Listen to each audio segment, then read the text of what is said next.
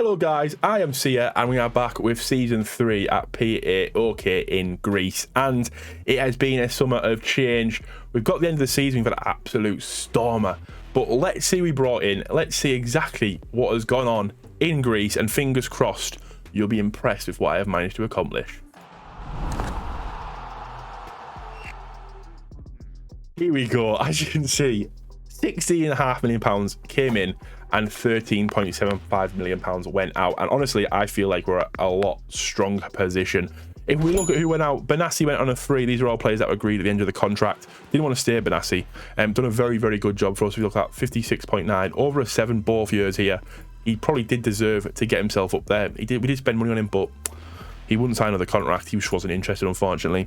The player that actually played quite a few games, he was our main keeper, and Živko Sivojevic, 500, I can't even say the name, 500k went at Alaves, and he's played 4 games this season and conceded 8, which isn't the best. Obviously 100 games here, conceded 63, 35 years of age. I just felt it was time to move him on. These players, nothing to really do with us. Douglas Acosta, 30 games in what, a year, 30 games in 4 years, 87 games in 87 games in 4 years. He you know, I mean, how old is he now? 27. I want to start getting some younger players in. The real money came with Rafa Suarez. Obviously, I said last year he had an absolutely storming year. Look at that, 7.7, 7.96. He's too good for this division. He managed to get himself a move to Southampton in the Premier League, where hopefully he will go on to bigger and better things. Sevilla, Ingerson, mint name. I actually really appreciate that name. He also was miserable here. He hated me, so he had to leave. We only got £1.5 million for him. Obviously, they originally paid 3.5. He had a lot of seasons with us, so I'm not too worried about that. But now for the good bit, the people we brought in, the people I managed to seek out and decided would do a good job. First up, I decided I needed a defender. Obviously, Ingerson went, and this is the only guy I could find really that would agree with joining us at first. William Biandi, 24 years of age, from Cittadella. Is that Rome? Italy, not Rome, sorry. Yeah, strong player. Look at his physicals. Don't reach 15, pace 16, strength 13. Heading, tackling and marking all over 10 and work rate 14. He has a lot of potential, I think. You can see some interest in him already. I would be inclined to sell this guy just because it's all about making money. He came in on a free. If I can get a decent wedge out of him, I wouldn't complain at all. Next up, we had Živko Zivkovic leave. We needed a keeper. Alessandro Plizari. He's only played 8 games this season, 7.26 overall rating, but it's because we have some decent players that do need to play up front. We have Dominic Katarski. Obviously, he is our player. He's come from Ajax.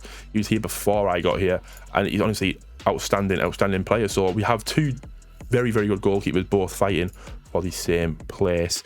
Claudio Gomez, 30 appearances this season, and a total of 3 goals, 4 assists, 7.09 average rating. Obviously, it came from the Man City system, so he's obviously very good. We got him on a free. Another player who, although he's played 30 games, I wouldn't actually mind him leaving. The thing about this is it's all about getting the money in, getting the money out, and just trying to really get that really big turnover due to the lack of fans in Greece.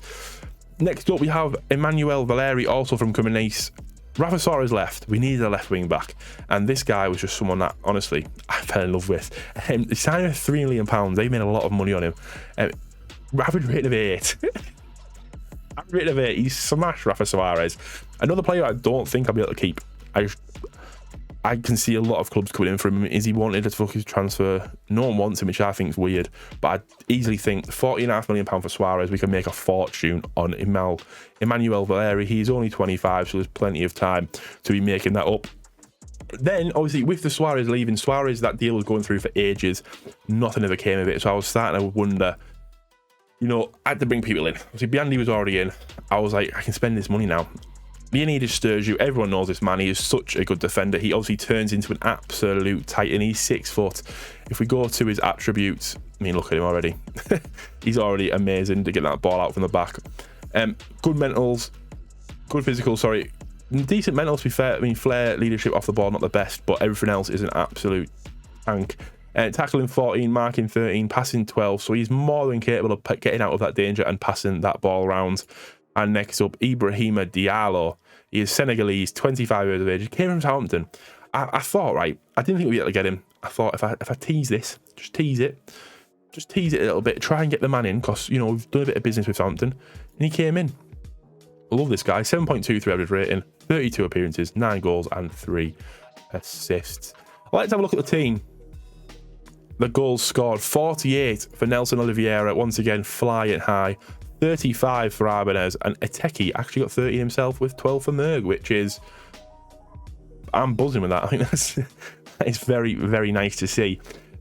Nelson Oliveira still isn't over the appearances, but, you know, Ibanez catching up. He's only 29 as Ibanez as well. This is probably the season where, if I was going to continue, I would, well, I think I'm going to continue. I'll show you why in a bit, but this is the kind of way he has to move on now. He has to go get a new club and really make a name for himself to be the top dog, because I have some other players coming up, especially Alvarez. If we go to the competition page, you can see top of the group by a lot. We've smashed that league. We lost once all season. And the winner of the Greek Cup and the first knockout round defeat to Chelsea. But first of all, we're going to go to the Greek Super League. Can we have a look at this? Look at this. Nelson Oliveira and Ibanez just sharing that golden boot with a 30 goals, 4 ahead of Kouame, who is 20. He's actually probably worth looking into him. To be honest with you, we have to steal their talent. Average rating 8, and Ibanez with a 7.69, assists 20 for Valeri. I don't understand why no one's coming in from yet. He's definitely going to be difficult to keep hold of, but I do think we can do it. Obviously, the last team to win before Marcos was us in 2018, 2019, and we are now on a 2-season winning streak. And this is how the Champions League went. You can see the group stages against Riga. We beat them 14-0 on aggregate. Glentoran 6-2 on aggregate.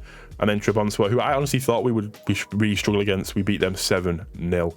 Leading to a group of Juventus, Wolfsburg and Atletico Madrid. Atletico Madrid are not that good, I'll be honest with you. Every time I play them, I always expect them to just absolutely smash me. And 1 loss and a 3-1 win is a massive, massive win. Ultimately, this is what sent us through. Obviously, we lost 2-0 against Juventus. I was like, yeah, makes sense. We do lose that. But then 4-1 win away from home is absolutely mental. That is mental to put us second in the group. Put us through to Chelsea, where at home we won 2-1. But then, unfortunately, away from home, 6-1 lost. It tends to happen. When you're a smaller club against a massive club, you do kind of, even if it's home or away, the first leg you do well. And then the second leg, they crush you. That is just how that goes. Next up, we have the Greek Cup win. Asteros Tripolis, I can't even talk, I'm in another country. 6-1 on aggregate. OFI Crete, another 6-1 on aggregate. Panathinaikos, look at this, we conceded 2 goals in this entire competition, leading up to a 4-0 win against probably the best team in Greece, Olympiakos. And overall this season, we've only lost 1 game all season. OFI Crete, a 1-0. I mean, so we look at this, were we even in this game? Was it just unlucky? I mean, 24 shots, 10 on target, which didn't score. Unlucky, but as you can see, we had basically all this season, we've had 2 losses. We've had 2 losses all season. 1 against OFI Crete. Oh, sorry, we've had 2. Maybe 3. You'll let me as well. So 3 losses, 1 in the league. I'm not whinging at that. I wasn't going to continue after this. I thought, get the double. That is us done. And then I saw this. £33.74 million we have to spend. It's massive. That for a team in Greece. Obviously, I know Red Bull had I think I had 20 mil on my Red Bulls here, but that was a completely generated number. £33 million is absolutely huge, and it means we could do something serious in Europe. I want to just get to maybe a quarters or a semis in the Champions League. I think that would be a very successful season, or win the Europa. But that is the target. That is going to be it for this season. We're going to come back for season 4, which will be the last one, I think. I'm pretty confident. But please check out my other saves. I've got another one going in Greece with Red Bull Athens. I've got another save with Dover Athletic, getting him up to the Premier League. But thank you for watching, guys. Like, subscribe, stay safe.